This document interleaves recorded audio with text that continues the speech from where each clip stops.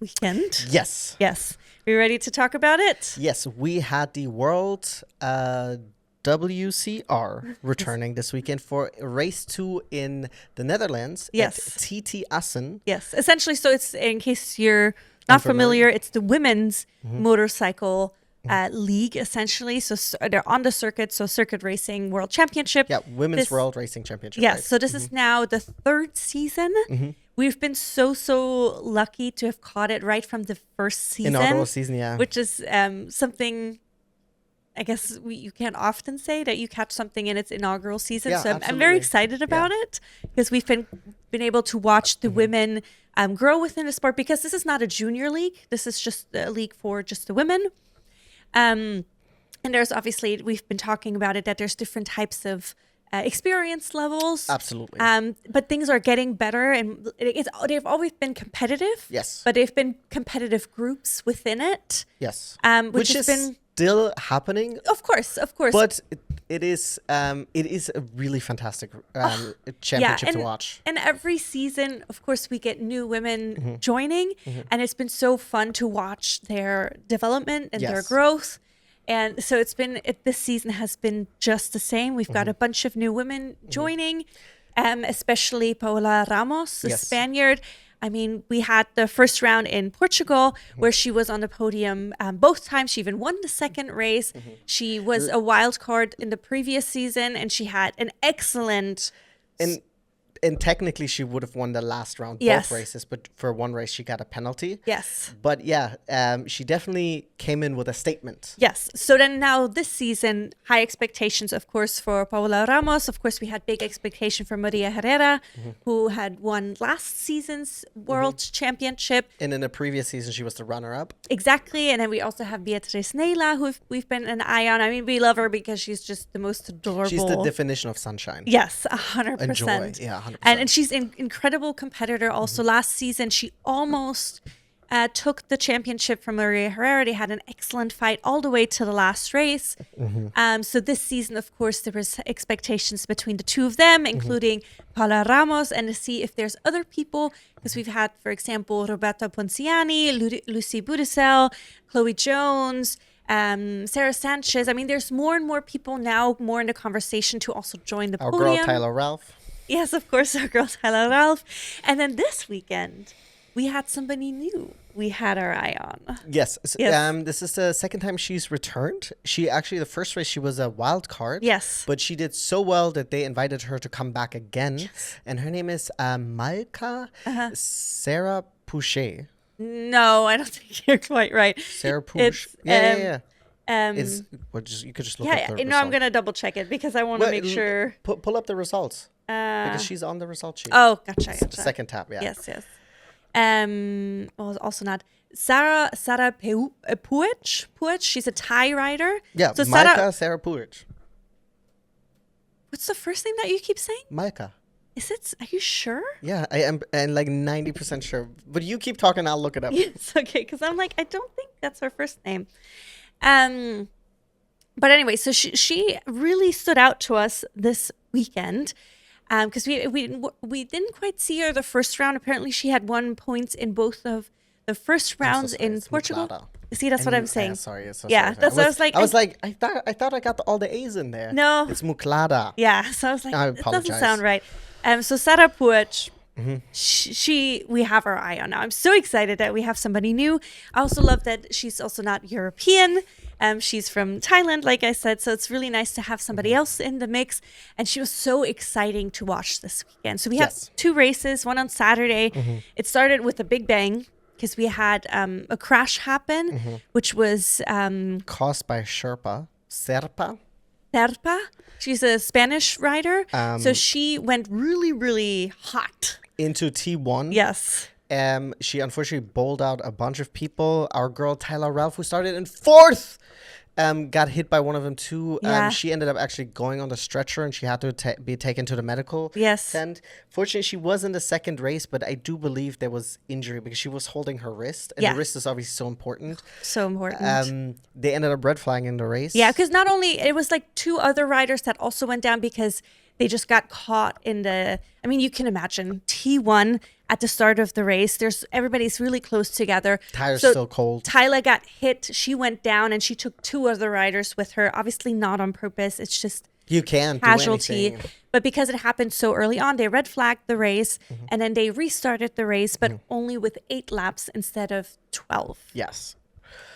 And then going into then the first race, then after it was restarted, immediately Maria Herrera and Beatriz Neila were like, I cannot be concerned with what the back markers are doing, quote unquote. And Paula Ramos was in that part still too, at the beginning. At the beginning, but she ended up dropping off because it was Maria Herrera and Beatriz Neila. They were just racing in the front, and then there was a gap, and then there was a lot of it was Roberta Ponciani, Chloe Jones, I believe. It was Paula Ramos. It was Lucy Budicel, and it was Sarah Puig. Yes, they were all of them. They were battling each other. And this is the thing you have to say about motorcycle racing. It is so intense. They're constantly left, right. Someone is overtaking somewhere. And it is so intense. And it was really, I'm going to be honest, Maria Herrera and Beatriz Neila in the first race was not particularly interesting to watch because they were just racing in the front. We didn't get to see a lot of it, but it was also... Well, there was also not a lot of battling because it seemed like Beatriz was kind of watching, observing to see where she can potentially do an overtake. Yes, absolutely. Because you also have to keep in mind, if you've never watched it and you're not familiar with Maria Herrera is usually someone you want to overtake and then you want to leave her behind her because she is such a fierce competitor. And also something with Maria Herrera, she's not someone who makes mistakes. She is not. I can't actually remember on top of my head at all a mistake that I've seen her make. She didn't win the championship the first year around, but it was because she was a casualty of someone else's mistake, and she was bowled out of the race, and it was someone behind her who hit her. And there's nothing you can do about it. But it is usually if you overtake her, you want to either do it on the last lap where she cannot overtake you. Last lap, last turn. Or you need to get away immediately. ASAP. You need to get someone else who might keep her busy because she is just like, she's a force to be reckoned with, and she's a fantastic competitor to watch. So Beatriz was just, I was thinking the whole time Beatriz is going to try to and I mean, this is something that you do see in motorcycle racing a lot, like Marc Marquez does it, right? Where you just hang it out and then you wait and then you make your move and then you just take off. You're like, I'm out of this. So they were just doing their thing, but then the women behind, they were battling. It was so fun to watch because it was not a break. It was constantly back and forth, swapping, like passing one person, passing 2 people, and then it was just constantly things happening, which was so fun. So it was like, who's gonna get the 3rd place on the podium was the big question. From 6th to 3rd in one corner, right? And then it is constantly shifting. Unfortunately, then. This was like the last chicane. So the way this track is, you have like this last set of corners that leads into this chicane, and then you're essentially down the finish straight, and the finish line is really at the beginning of the that straight. That straight, right? So there is actually where Beatriz Neila did make the launch onto Maria Herrera, but Maria Herrera did defend it. And they did do like a little shoot down. And I will say, I think if the start finish line would have been further down, I think Beatriz would have been able to catch her due to having the slipstream and then slingshotting around her. But because she didn't, Maria Herrera clinched out the win, extending her championship lead, and then Beatriz Neila came in second. However, what happened a little bit further for that second group was just so heartbreaking. I forgot exactly how it happened. I think it started with Paula. Yeah, I think so too. So Paula Ramos, going into that final chicane, she went down. And unfortunately, Sarah Sanchez behind her had to take evading action. And then... This is horrific. She ended up driving over Paula Ramos's foot into the gravel. She was out as well then too. And then, of course, the whole group behind it was like absolute chaos. So Roberta Ponciani ended up taking the 3rd spot on the podium, which was very exciting. But then, of course, Paula Ramos was heartbreaking.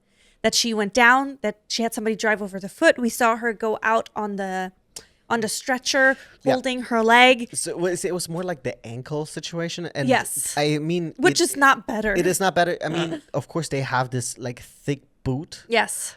But she got injured and she was not able to participate in the second race. Yes, which is so sad because I mean she's walking around with the crutches, and it's just such a bummer. Obviously, it was not on purpose. No, I mean there's no way anybody. I mean, was it Sarah who took evading option? I thought it was Lucy. Either way, whoever tried to avoid her ended up going through the grass and then eating it too. Yes. Because like. I mean, in the replay, you're like, why didn't you do this? There's no time to react, right? I mean, I was so surprised that no one else actually hit her. Oh, no, it was Lucy. It was Lucy, because Lucy ended up going out. So it was Lucy Boudicelle, the French rider, which was just really upsetting. And also what we didn't talk about. So Verpa, who caused the accident at the very beginning, she ended up getting a double long lap penalty, but she didn't take it for whatever reason. There was a sign.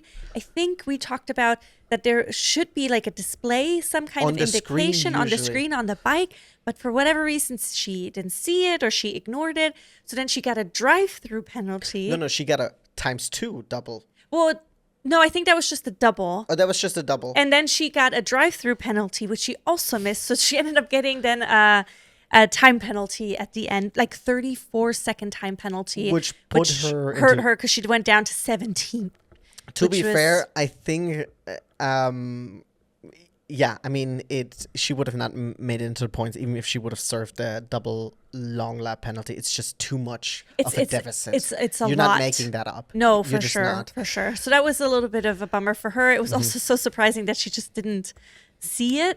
I'm wondering if she didn't see it. Yeah. I know we had something strange like that happen with Dorian Pan in her first season in her first race win with F1 Academy with the flag, and no one told her that the race was over. And I could see that you're so in the zone that you're like, because a lot of times when I'm racing on iRacing, I have no idea which lap I'm on. I'm just waiting until someone tells me it's the white flag. Yeah. And then it's like, oh, the race is over. You have someone communicate that. So I could very much see that you might not be aware of it. Obviously, I'm sure there was a conversation had with her, and that I doubt that she was like, I don't believe in rules. I doubt that was her attitude. This is not for me. It's not for me. However, let's talk about the second race. Yes. Second race, weather conditions way different. We had a little bit of wet spots on the track. The drivers or riders in the post-race interview were saying that it made things a little bit more difficult.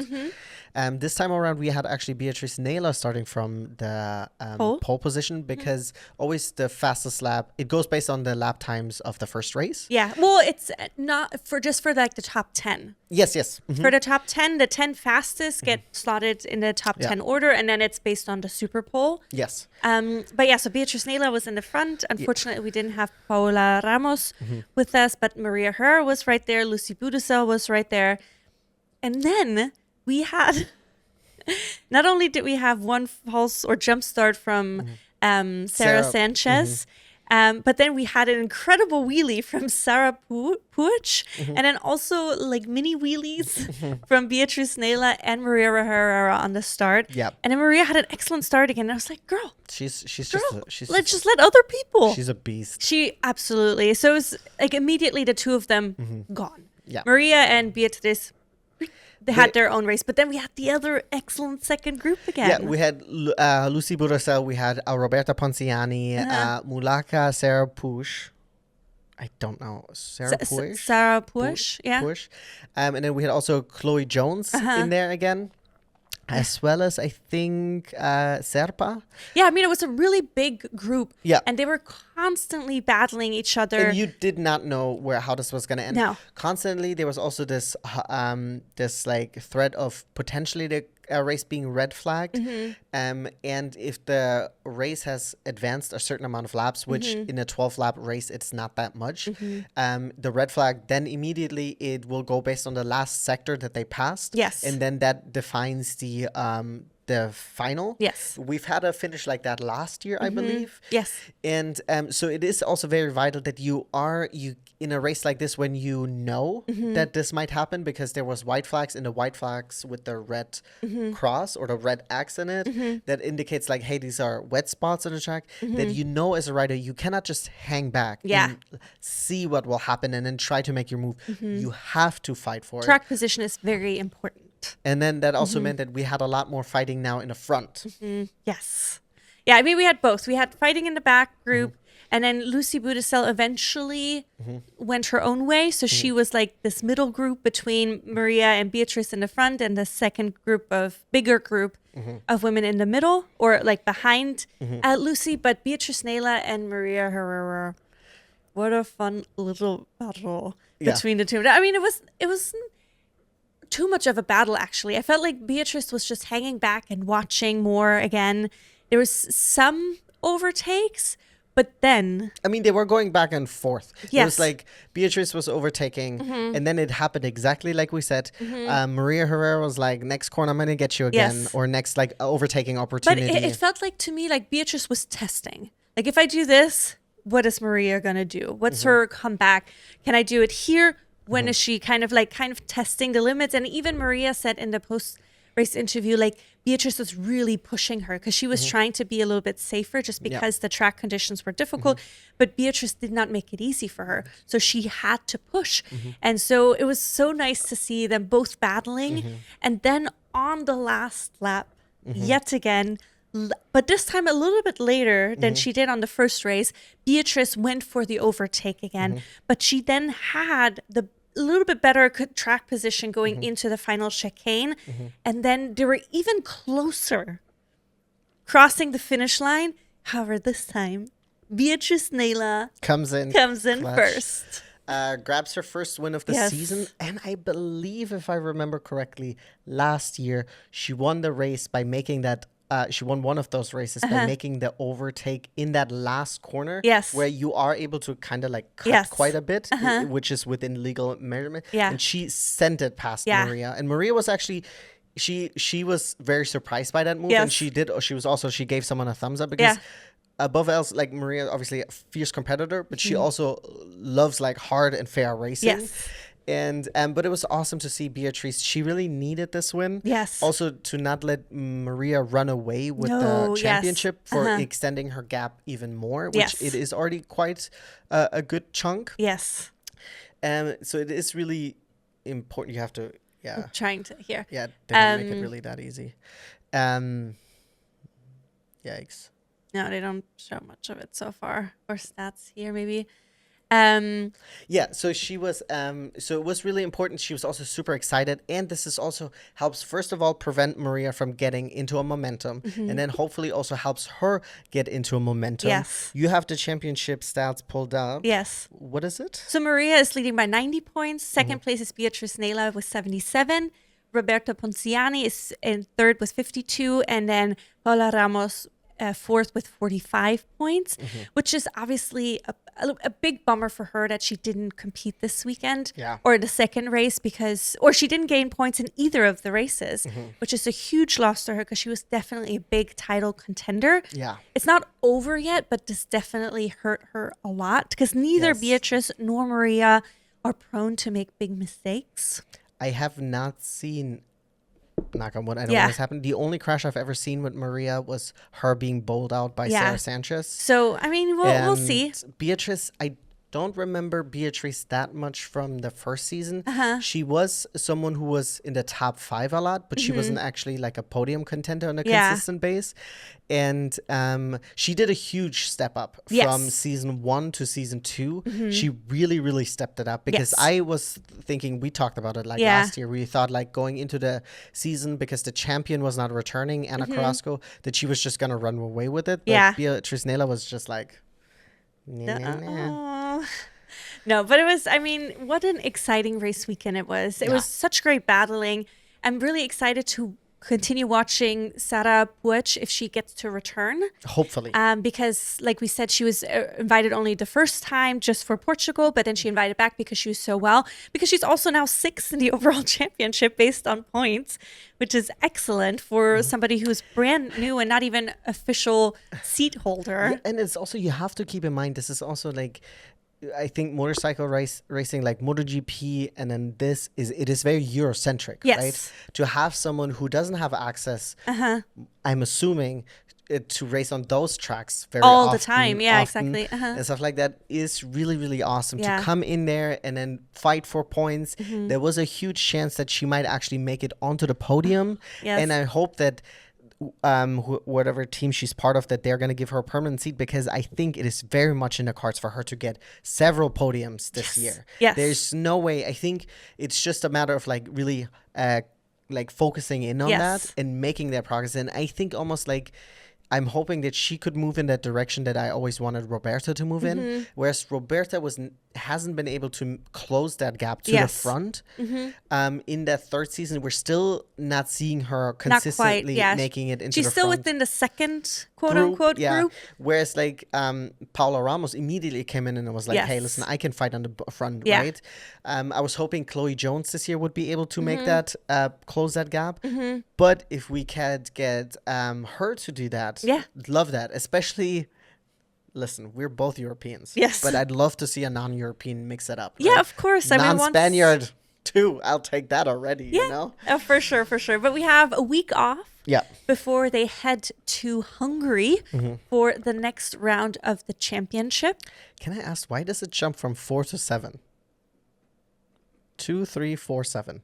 I don't know if it might be because I think it's numbered based on the super bike championship so rounds. 1, 2, 3, 4, 4, 5, 6. So it's not more rounds. That's what I was thinking. I was confused last time because I was looking. I didn't realize that the website is such a mess. I wish they had their own website. They're part of the whole Superbike conglomerate. Or just like if I'm on the World WCR, then let me watch all of theirs. Don't show me the other show. I agree. Anyways, so this was excellent. So we had 2 really great races this weekend.